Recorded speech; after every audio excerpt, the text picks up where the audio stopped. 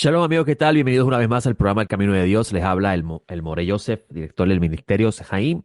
Y para mí es un gusto estar nuevamente aquí en PAB 550. Hoy 23 de febrero del año 2025, que equivale al día 25 del mes de Shevat, de acuerdo al calendario de Hillel.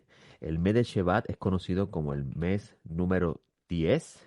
Esto significa que estamos cerca, o mejor dicho, el mes número 11, discúlpame, el mes número 11. Esto significa que estamos cerca de terminar el año en el calendario bíblico para comenzar el nuevo año en la primavera con las festividades que están relacionadas al ciclo de calendario bíblico y observancia del camino de Dios.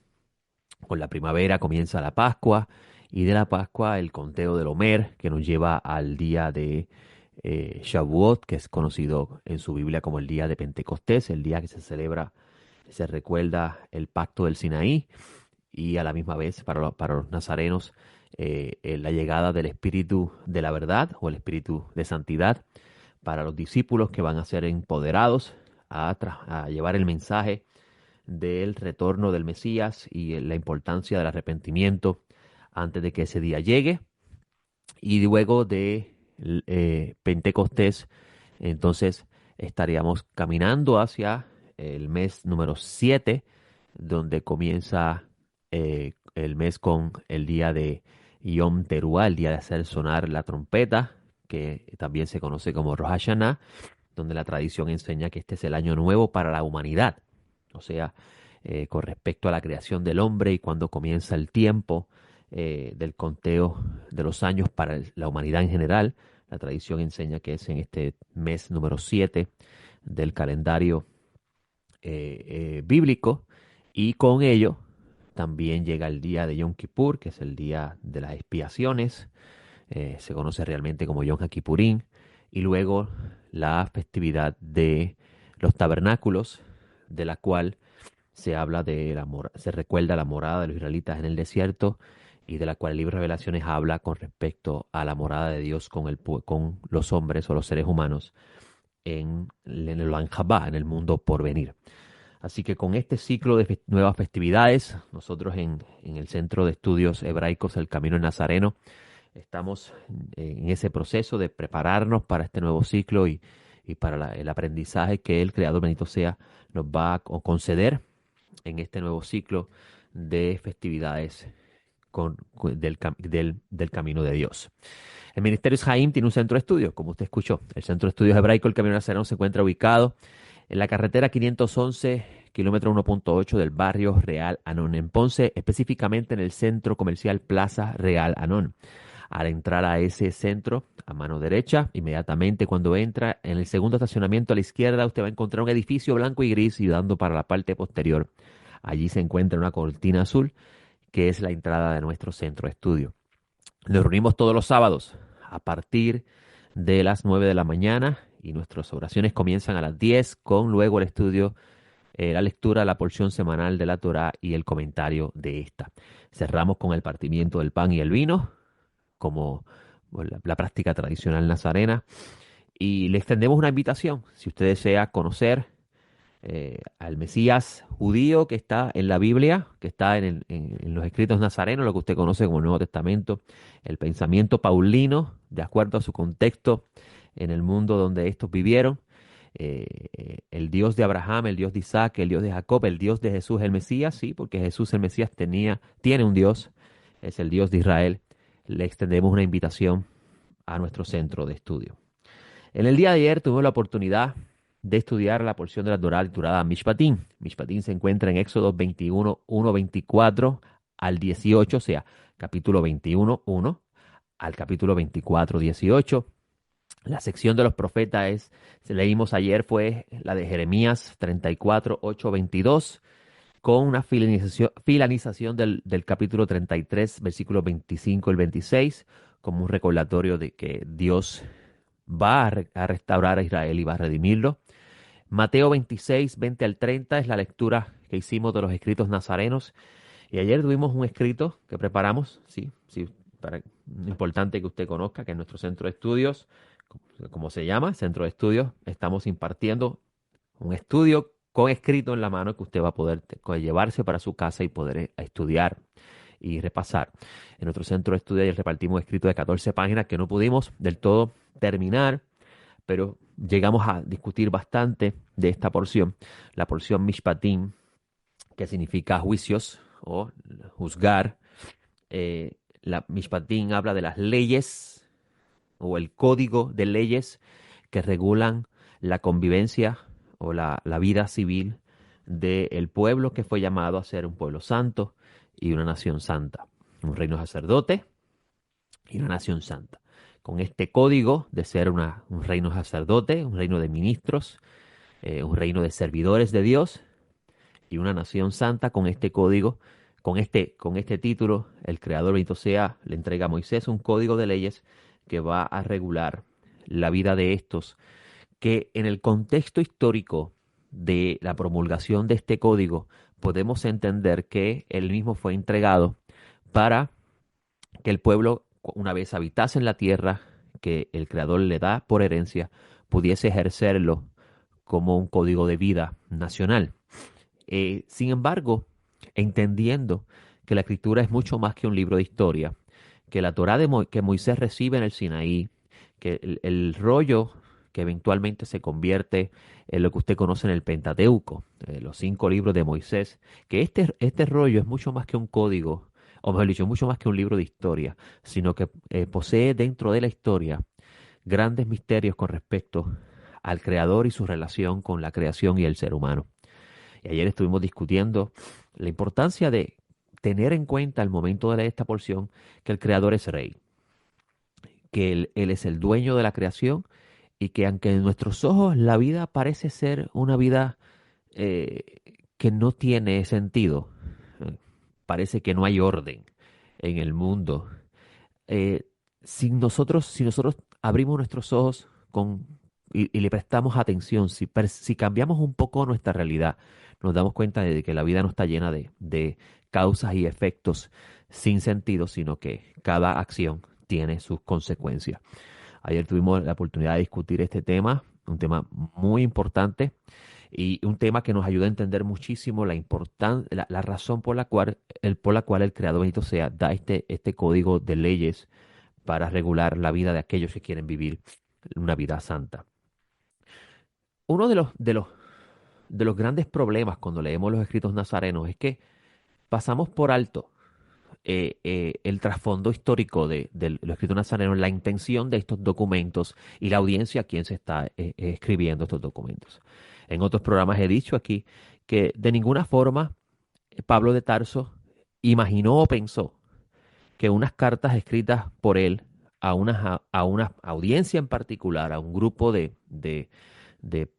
discípulos y a otros creyentes, porque no es lo mismo creyente que discípulo, de la mesianidad del Mesías, Yeshua, iban estas cartas luego colocarse en un libro y ponerlos al mismo nivel que está la Torá de Moisés, el rollo de Jeremías, el rollo de Isaías, el rollo de Ezequiel. De seguro que si Pablo estuviera vivo hoy, de ninguna forma aceptaría eso, porque él, como judío que era, como fariseo en su pensamiento con respecto a la Torá, y como hebreos de hebreos que era, de seguro que él no iba a estar de acuerdo con esto. Esto es importante conocerlo porque usted debe estudiar la historia del canon y poder ver que la realización del canon del Nuevo Testamento tal como lo tenemos hoy es producto de siglos, muchos siglos después de la muerte de los apóstoles. Tal vez aproximadamente 3 a 4 siglos después de la muerte de los apóstoles. Esto significa que los apóstoles no dejaron ninguna instrucción de establecer un canon que sustituya el canon que ya tenía o la Biblia que ya tenía Jesús, Pablo, Pedro, Juan y los demás del movimiento nazareno, del movimiento mesiánico, conocidos como los del camino en la tierra de Israel y también conocidos como los nazarenos. Dicho esto, una vez ya teniendo estos documentos en nuestra Biblia, debemos entonces tratar de reparar lo que se había establecido como dogma basándose en unas cartas que fueron escritas a una audiencia diferente, ante una situación diferente a la nuestra, ante una realidad y una expectativa diferente a la nuestra. Porque si usted no se haya dado cuenta todavía leyendo el Nuevo Testamento, los discípulos del Maestro Nazaret tenían una alta expectativa con respecto al retorno del Mesías en el tiempo de ellos. Imagínense, leer a Pablo de Tarso decirle en Tesalonicense que el Mesías vendrá y con voz, arcángel y trompeta de Dios hará que los muertos resuciten primero y luego los que estén vivos sean encontrados con él en las nubes. Y, claro, Pablo de Tarso, como judío que era, sabía para dónde iban. No iban para el cielo, iban para Jerusalén. Y lo sabemos porque Pablo está hablando a un grupo de gentiles que están fuera de la tierra de Jerusalén. A diferencia de, por ejemplo, lees Mateo, que Mateo dice, cuando el Hijo del Hombre venga y se siente en su trono de gloria, reunirá a las naciones para juzgarlas. Obviamente, ese texto de Mateo está hablando del Mesías regresar a la tierra de Israel, específicamente a Jerusalén, donde él va a sentarse a reinar. Caso de esta carta de Tesalonicenses, Pablo está hablando de una audiencia que está fuera de la tierra de Israel y por consiguiente por eso es que Pablo está diciendo que el Señor viene y los espera en las nubes para después estar siempre con el Señor. ¿Dónde? En Jerusalén. Porque Pablo de Tarso sabía estas cosas que están escritas en la ley y los profetas. Ahora, observe que Pablo de Tarso en esa carta tesalonicense dice, y nosotros lo que hayamos quedado. Pablo se está incluyendo en ese grupo. Nosotros. Y esto significa que Pablo tiene una alta expectativa del retorno del Mesías en el tiempo de él. No solamente eso, usted va a encontrar en otras cartas que Pablo está hablando del retorno del Mesías en el tiempo de él. Vas a encontrar incluso Pedro con esta alta expectativa del retorno del Señor. Entonces, tener eso en cuenta es importantísimo al momento de leer los documentos que usted conoce como el Nuevo Testamento. Si usted no tiene eso en cuenta, usted podría fallar en reinterpretar esos textos en una realidad diferente a la que originalmente fueron escritas. La razón por la cual decimos esto es porque uno de los documentos más controversiales del Nuevo Testamento se llama la Carta a los Gálatas. ¿Por qué? Porque cuando leemos las cartas a los Gálatas, Pablo parece tirar al suelo todas las leyes sagradas y divinas que el Creador le dio al pueblo de Israel para observar. Pablo parece rechazar rotundamente que la ley dada por Dios, en la cual en otra carta él dice que es santa, justa y buena, en esta carta parece ser que Pablo está diciendo que no tiene ningún valor alguno, que no sirve para nada, que ahora está, como el Mesías llegó, ahora estamos en el Mesías y por consiguiente la ley ya no tiene ningún valor. El problema de pensar esta forma, sin tomar en cuenta el tiempo que este documento se está escribiendo y la intención del autor al momento de escribir este documento, sin tener eso en cuenta, ese trasfondo, nosotros podríamos crear estas ideas que son extrañas a la realidad y que estaríamos convirtiendo, sin darnos cuenta, estaremos convirtiendo a Pablo de Tarso en un enviado, en un apóstol falso, en un hereje, en una persona que no debe ser escuchada. ¿Por qué? Porque vamos a encontrar a lo largo de toda la Biblia, y cuando digo la Biblia me refiero a la Biblia hebrea, y también vamos a encontrar en los documentos que hablan de Jesús de Nazaret, vamos a encontrar muchos señalamientos de parte de Dios y de parte del Mesías, que es el enviado de Dios, a través de sus profetas, en el caso de la Biblia hebrea, a través del Mesías, en el caso de los evangelios, un gran señalamiento, un recordatorio de que nadie puede alterar lo que fue dado por Dios. Si hay un profeta que habla de algo que Dios dijo que no se debe hablar, se considera falso profeta. El propio Mesías, en uno de los documentos que hablan de su vida y obra, dice, si alguien reduce una de estas leyes y lo enseña así a otros, será considerado pequeño o nada en el reino de Dios. Entonces, si nosotros no tenemos en cuenta este trasfondo o estos textos que te certifican de esta realidad, y comenzamos a leer por ejemplo, esta carta de Gálatas sin tener en cuenta esto, nosotros podríamos erróneamente estar hablando de un Pablo de Tarso que se le reveló al Mesías y se le reveló a Dios. Hasbe Shalom, que el cielo nunca lo permita. Sabemos que eso no es cierto. Simplemente que estamos leyendo incorrectamente esta carta. Cuando Pablo de Tarso está hablando Por ejemplo, en el capítulo 5 de la carta a los Gálatas, versículo 16, dice lo siguiente: digo pues, andad en el Espíritu, y no satisfagáis los deseos apasionados de la carne, porque la carne tiene deseos contrarios a los del Espíritu, y el Espíritu los de la carne, y estos se oponen entre sí, para que no prosigáis haciendo lo que deseáis. Lo que Pablo está diciendo aquí, amigos, tiene su origen en el estudio de la Torá. Ayer tuvimos la oportunidad de estudiar la Parashá Mishpatim. La Parashá Mishpatim comienza en el capítulo 21 del libro de Éxodo y comienza a hablar de las leyes que regulan la conducta del ser humano, la conducta del pueblo que fue llamado a ser santo, la conducta de las personas que quieren vivir agradando al Creador.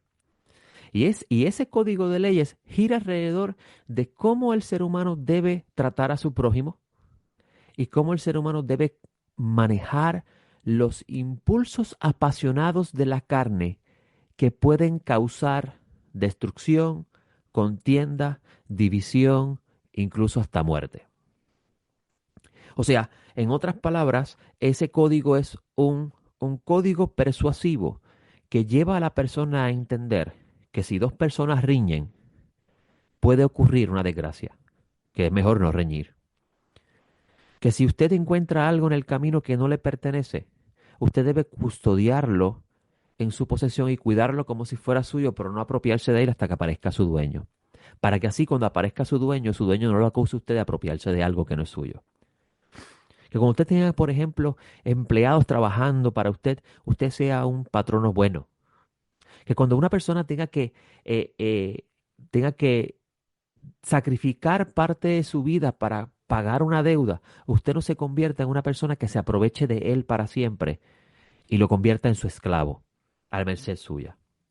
O sea, códigos que regulan, que controlan eso que los rabinos llaman y que Jesús de Nazaret también enseñó y que Pablo de Tarso llama la concupiscencia de la carne, eso que los rabinos llaman la inclinación al mal, el yetzer hará, la inclinación hacia los deseos de la carne.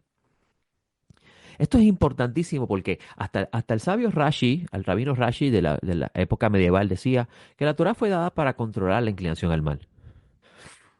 Esto Rashi lo dice en 1000 y pico de años antes de Pablo de Tarso y ya Pablo de Tarso lo estaba diciendo, pues claro, porque ambos vienen de la misma escuela de pensamiento, los fariseos, de los cuales ustedes piensan que significa hipócrita, pero fariseo no significa hipócrita, de lo más mismo.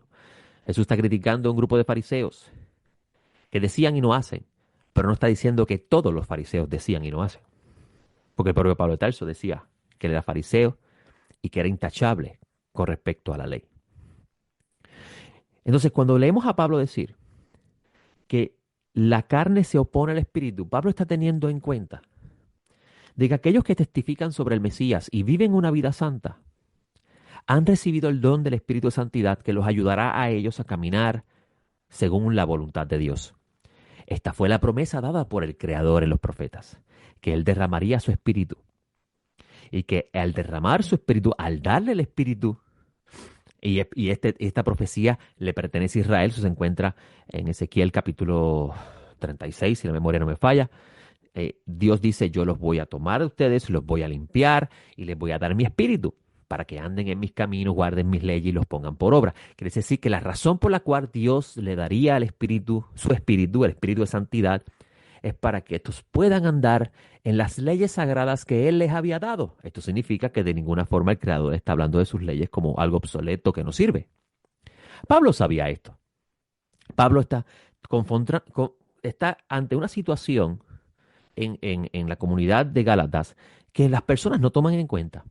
Y es que un grupo de personas llega por allí y le dice a este grupo de creyentes en Mesías que están comenzando a discipularse, le dice lo siguiente a este grupo de personas que llega por allí, le dice a ellos, ustedes si no se circuncidan y se hacen judíos de ninguna forma van a ser salvos.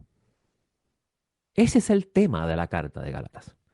Pablo, como el enviado, el Shaliach, que es lo que usted traduce como apóstol, mensajero, enviado del Mesías a los gentiles, le dice a ellos, ustedes para participar de la salvación que Dios ha abierto a los gentiles. ¿De cuál salvación? Esa es la que usted tiene que preguntar. Lo hemos dicho muchas veces aquí en este programa, que el término salvación y vida eterna no es lo mismo en el pensamiento judío, que se encuentra también en el Nuevo Testamento, porque el Nuevo Testamento, amigos, es un libro judío. Y no es lo mismo saber el idioma que saber los conceptos detrás de las palabras que están en ese idioma. Por eso es que nosotros hablamos mucho del pensamiento conceptual judío. Si nosotros aprendemos el pensamiento conceptual judío, vamos a entender muchas de las cosas que leemos en el Nuevo Testamento. Ahora, cuando Pablo está hablando de la salvación, Pablo no está hablando de vivir por siempre y para siempre. Pablo está hablando de un día que Dios habló por medio de los profetas, que él juzgaría también las naciones. ¿Usted quiere leer un poco más sobre eso? Lea Isaías 24, que habla sobre eso. Y Isaías 24 no es el único, lea Joel, lea Habacuc, el profeta Habacuc, también habla de eso. Un día donde el Creador bendito sea, va a juzgar a las naciones. Y en otro lugar también los profetas dicen que Dios tomaría de las naciones para sí un pueblo y que pondría a su Mesías a convertirse en el maestro de ellos. Ellas serán regidas bajo la vara del Mesías, dice uno de los profetas.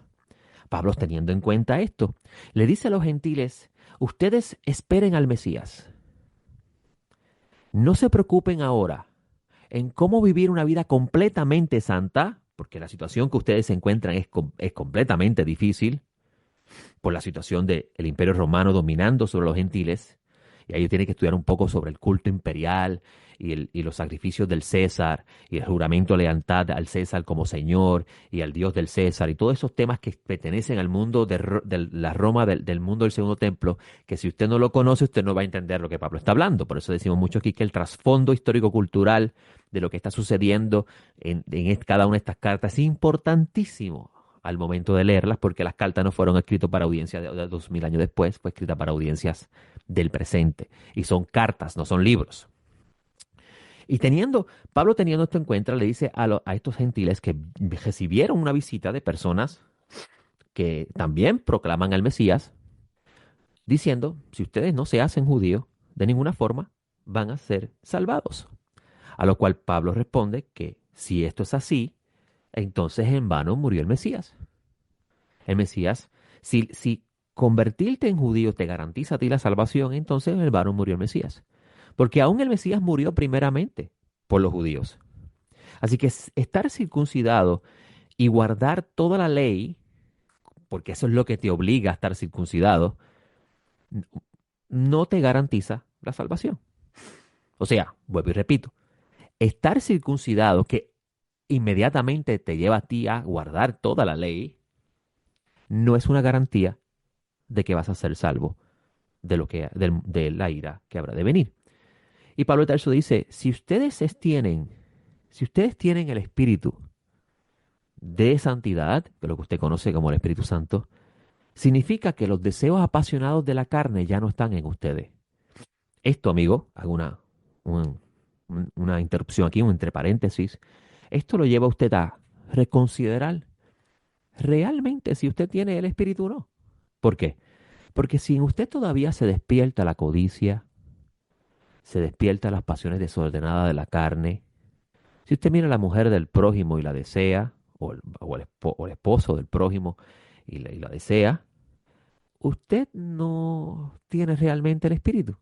¿Por qué? Porque los deseos del espíritu son contrarios a los deseos de la carne. Por eso es que Pablo de Tarso dice que los que están bajo el espíritu no tienen que preocuparse de la ley. ¿Por qué? Porque si usted lee la porción Mishpatim, por ejemplo, que habla de no hacer esto, no haga lo otro, cuando suceda esto, esto es lo que debes hacer, está colocando restricciones a esas situaciones que están guiadas por los deseos de la carne. Cuando tienes en cuenta de que el Espíritu de Santidad te lleva a ti por naturaleza, utilizando la palabra naturaleza en lenguaje humano para poder explicar conceptos muy difíciles de entender si no utilizamos lenguaje humano, si usted hace por naturaleza cosas o mejor dicho, no hace por naturaleza cosas que la ley divina dice que no debe hacer, usted está siendo guiado por el Espíritu. Por consiguiente, usted está ya andando en la santidad de Dios. Así que en el lenguaje de Pablo a esa audiencia, no tiene que hacerse judío para ser salvo. Porque la evidencia de que usted participará de esa salvación ya está andar en el Espíritu. Esto Pablo lo tiene en cuenta. ¿Por qué? Porque en el tiempo que él está hablando a una audiencia que está esperando al Mesías. Y para que ocurra la resurrección, tiene que tener la persona el Espíritu de Dios. Esto sale del Valle de los Huesos Secos, que dice el profeta, que leemos del profeta Ezequiel, donde Dios le dice, profetiza para que entre el Espíritu. En otras palabras, háblales para que entre el Espíritu y esos huesos vuelvan a la vida.